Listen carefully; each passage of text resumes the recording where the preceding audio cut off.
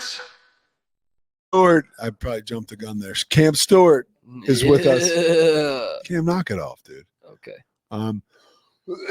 By the way, did you get nervous when Chris Platt walked in here yesterday after you guys had a Twitter war?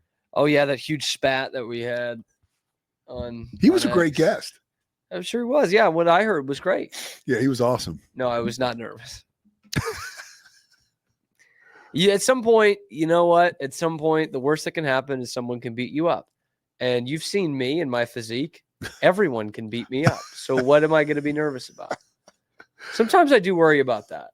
Like if someone broke into my apartment, I could do nothing. Well, and then I have some pepper spray in the pantry. And then it's like, do I need a gun? Yeah.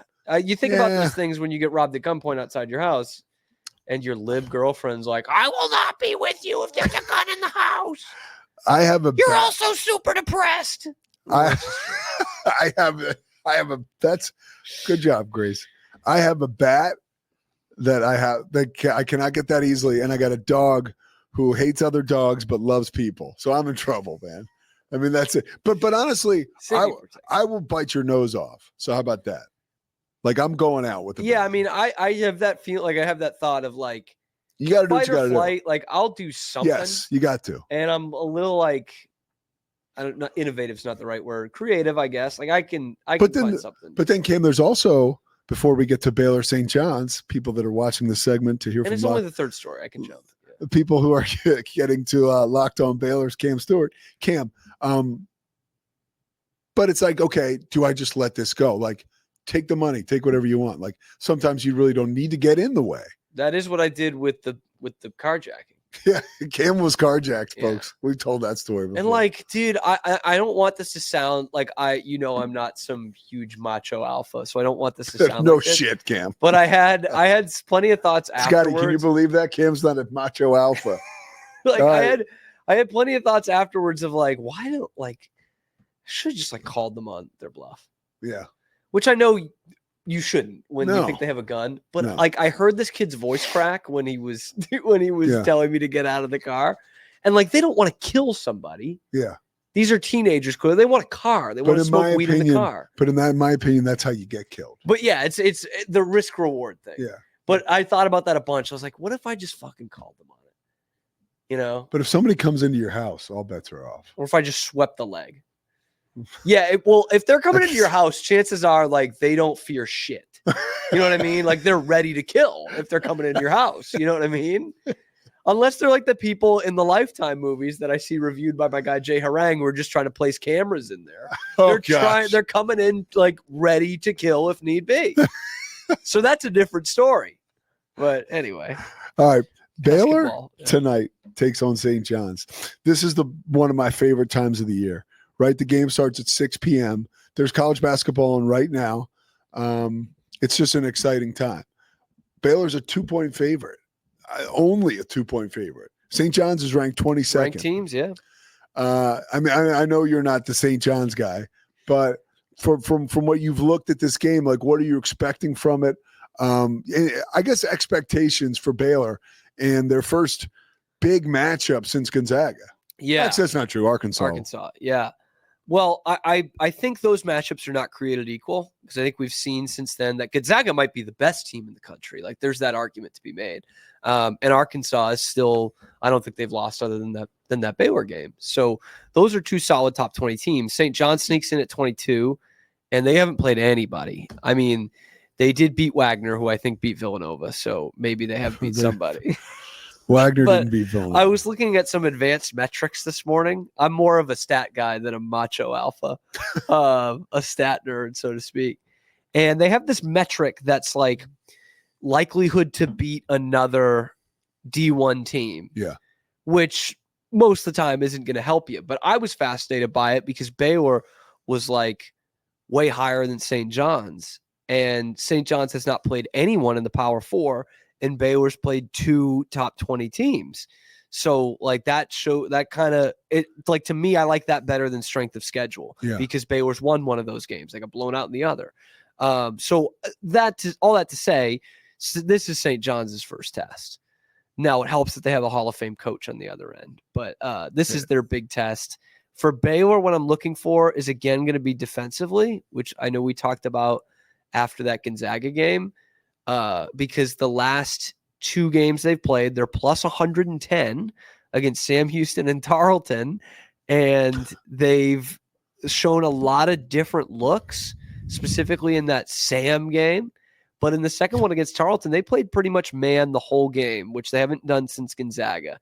And that will be kind of the barometer of the confidence level of this man defense, is how long they stick with it tonight against St. John's, which, again, I mean, like, Baylor plays well in his zone. Scott Drew's a zone guy, but zone teams do not win the national championship. No, unless you're Ask Syracuse. Jimmy Boeheim.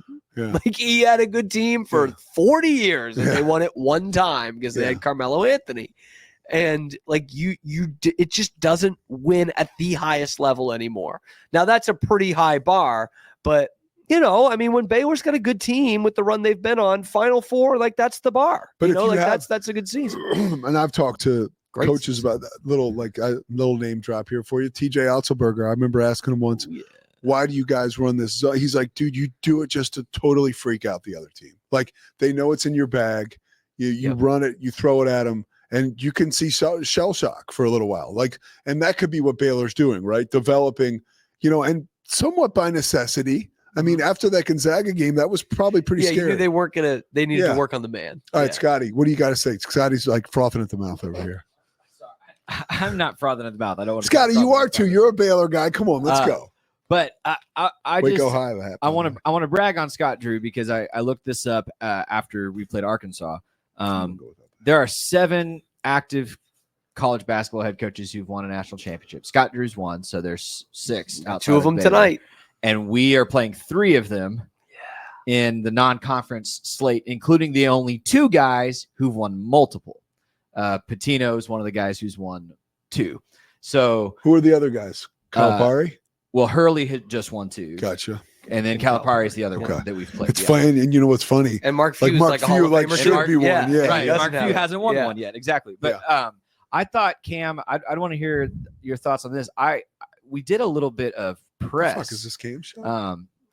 No, but we're talking. I thought we were bringing Cam. Baylor guys here, Pete. Right? First couple Baylor He's guys. got the Baylor hoodie on. Ask Cam. I'm Cam, kidding. I don't pretend to know as much as this. We've talked a lot about defense because it was so just disastrous against Gonzaga in the first game, and there's been different looks. I like to see that Baylor tried a little bit of press in the last couple of games as well. They did, yeah. Do you think that's something they would try to employ against a better team? They could. Now, Scotty, I felt like such a wet blanket thinking about it that I didn't even talk about it in my post game. But like the full court press didn't really work against Sam Houston. It did against Tarleton, and they won by 63 points. So that kind of shows you where Tarleton's at. Talent gap's pretty significant. And while I was watching it at the Foster, I was like, I just don't think this press right now it's not good enough to beat Power 4 teams, which I'll consider. I mean, let's call it a Power 5 for basketball's sake. St. John's in the Big East, the top teams of the Big East are still pretty good. I don't think that's going to work against good teams. That doesn't mean you won't see it tonight. But at times it was just real easy for Tarleton to break it the same way it was for Sam Houston and even a little bit of Arkansas. They showed a little bit of it in that game. So overall, I don't think it's good enough, but who knows, man? I mean, these are the kinds of games you really test things out. You throw some things against the wall against Sam Houston and Tarleton, and they stick. But if it's not going to stick against the St. John's, well, then it's not going to stick against Houston. So I think you will see some multiple looks tonight. I would love it if they're a good pressing team, Scotty. Like really, because I think this Baylor offense can be pretty lethal in transition. Big time. With how quick their guards are and how well they finish at the rim, specifically VJ Edgecombe, obviously, like on the rim. So I think if they can be a press Virginia 40 minutes of hell type team, which is a long way away, I think that is big time advantage, Baylor. Where are you guys putting your I guess where's your care factor for a game like this? I mean, because it could tell you a lot about this team in the early phase of the season. Scotty, go ahead. Yeah, high, because between this game and then UConn, I mean, it's the last 2 real chances to prove it against great competition before you enter the Big 12. You could get Tennessee. You could get Tennessee tomorrow. True. Yeah. But yeah, no, I care about this game a lot. And again, I put a lot of stock in that coaching matchup. That these are two chess masters of the sport at this point, and I'm fascinated to see. And I think I care because I want to see the growth, right? So Gonzaga was a disaster. Arkansas, you played well enough to win. They also shot horribly in that game. So now, what's the next step? Can we play a little bit better defense? Can we play man against St. John? If they shoot well, can we keep up and compete? If they have a good night offensively, I want to see the next step of progress for them. Yeah, Baylor, the over-under is 153, by the way. Oh, yeah, which is usually pretty close. So that's a low-scoring game. Yeah, that's puts you in the mid-70s. Agreed. I mean, for these, I think that's about right. But I think I could see Baylor winning 73-61, and that's under by 10 points or whatever. Yeah. So a lot of folks, by the way, a lot of Baylor fans have gone to the Bahamas. Not a bad life, huh? No. So Mosley tried to get us to do the show from there. It did not pass. No, he didn't. Did he really? Would have been great. Did he? No. Oh, okay. No, our boss would never, ever go for that. I would ask for a salary first. Not our bosses here, but to be clear. No, our bosses here kick ass. Yeah. They would send us. We should have asked. You really could. I mean, honestly, if you put together a blueprint on how that was going to make money, you probably could have figured it out, dude. Oh, we could have done our own broadcast somehow. Yeah. I'll give you play-by-play. Oh, gosh. I could be an analyst for you. You could. I think you'd be a pretty good We would have a heck of a team going. I Baylor basketball with us on the call. I think that'd be great. That would be awesome. It's something for Rogue to think about. I'm hoping. I'll find out. I have a college football game next weekend. It could be either Texas Tech or Baylor, or it could be totally some off-brand. It could be an FCS playoff game. Oh, okay. That'd be fun though. It'd be great. And I was in. Have you done those? Never. Okay. I was in the mix for Corey's in the chat. He said next year. I was in the mix for. I think I was heavily in the mix for Baylor, Kansas, but now that's kind of blown up. Now the game's getting good. The game's getting real good. What do you expect from Baylor this weekend? By the way, because I'm not going to talk to you tomorrow. Football. Yeah. I guess we're not talking tomorrow. So I liked your prediction. We can talk tomorrow if you want, but I'm just letting you know. That's all right. I liked your prediction. I think they're going to cruise. This is the best I've felt about a game in a while. In fact, I said on Lockdown Baylor today, I did it with Parker Ainsworth, the Houston guy. I was like, we're at a point where if Baylor lined up against Penn State tomorrow, I'd be like, I'd give them a game. Yeah, I think so too. And it's obviously not perfect. We've talked about the defense, but this offense can't really be stopped right now. Yeah. And Houston is the best defense they've played since Iowa State when this win streak started. But they're already they got top 5 defense in the Big 12, and they're worried about Bryson Washington. They're like, we can't stop a guy like that. I'm like, no, you probably can't. So I feel pretty good. And I'll say this: we will know by halftime, most likely, who's going to win the game. If it's somehow by some miracle, 13-7 at halftime, whoever's winning, I like Houston's chances there. Yeah. But more likely, it's going to be 28-10. And Baylor's going to run away with this. I mean, Houston scored 30 points twice, and one of them was against Rice. That doesn't count. You know what I thought was cool? Your nemesis, arch rival, Lex Luthor, Chris Platt, was sitting in that chair yesterday. I can't believe you guys. He doesn't even know who I am. I was waiting. I was waiting for the fireworks because I went back and I read your tweet exchange, and he was hot. Oh, yeah. I threw some real body blows back. So I asked Chris, I said, what surprises you most about this Baylor team and the run that they're on? And he was like, the running game. He was like, it really came out of nowhere. And it's something you've talked about too. When you think about, you start the season with Dom Richardson, right? Yeah. And Richard Reese is in the mix. I think, this is a question for you because I didn't want to press Chris on it because it's not his job. Why the hell isn't Richard Reese returning kicks? I know Jamal Bell is awesome, but at some point, I think you got to give the kid a shot. And maybe they do down the stretch, but Do you have any inclination on what's going on with him? No. And I have thought about this, but what I go back to is sometimes as analysts, we're like, we're just not there every day. Yeah. And last year, he didn't get any touch, like next to no touches compared to what he had in 2022 as a running back. And this year I was like, this is Richard Reese's get back.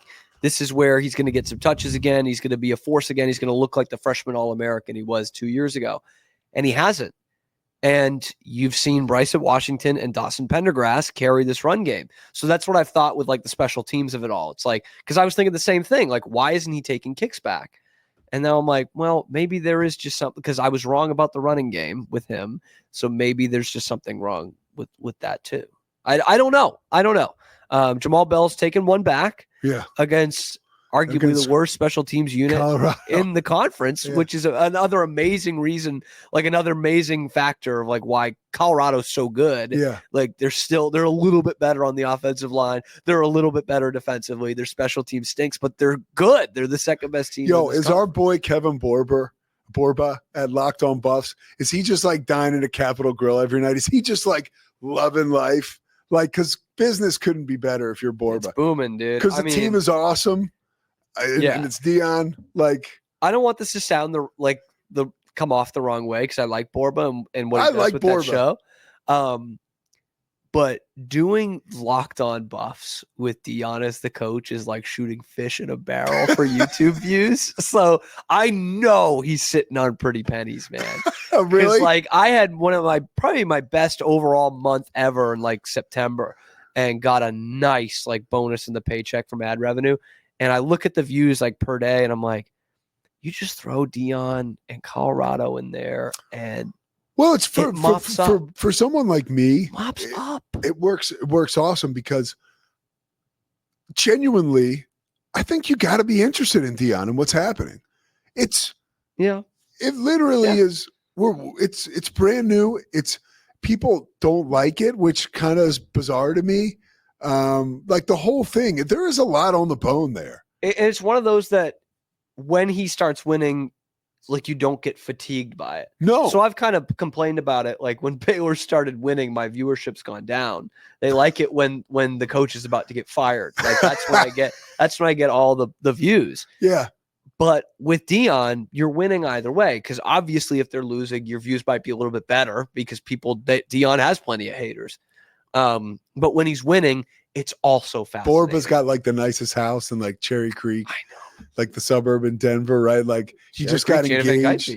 Yeah, what'd you say? I think Jana Van Guytenbeek's Cherry Creek. Oh, we never talked about because JVG. Abby told me that's like the best place to live in Denver. Okay.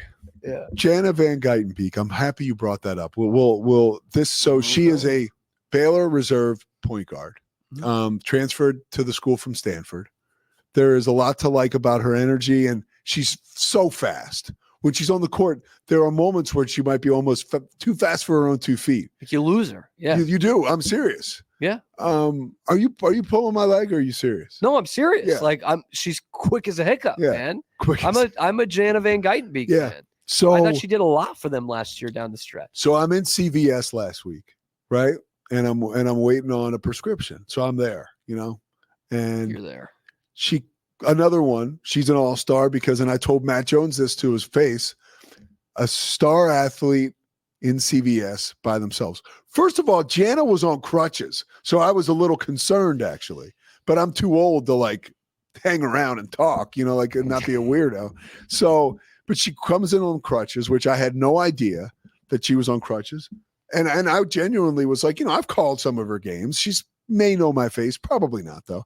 And I was like, hey, like what happened?